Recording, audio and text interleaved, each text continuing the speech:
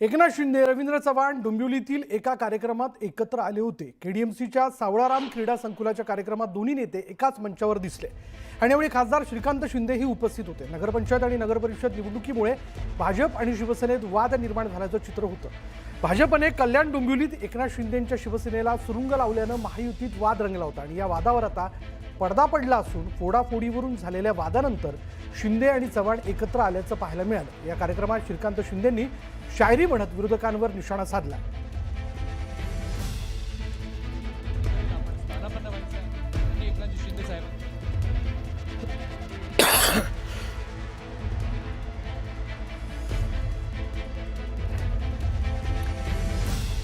भाजपचा एनाकोंडा शिंदे गट राष्ट्रवादीला गिळणार या उद्धव ठाकरेंच्या टीकेवर एकनाथ शिंदे यांनी यावेळी प्रत्युत्तर दिलं।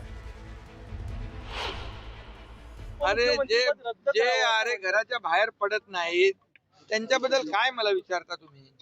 आम्ही काम करणारे लोक आहोत, फील्ड मध्ये उतरून लोकांना भेटून लोकांना मदत करणारे लोक आहोत आणि ज्यांनी कधी आता घरी बसलेल्या लोकांना कोण मतदार काय करतात? दरम्यान या कार्यक्रमात भाषण करताना श्रीकांत शिंदे चव्हाणांचं नाव घ्यायला विसरले, म्हणून उदय सामंत यांच्या भाषणानंतर येऊन माफी मागत त्यांनी रवींद्र चव्हाणांचे आभार मानलेत।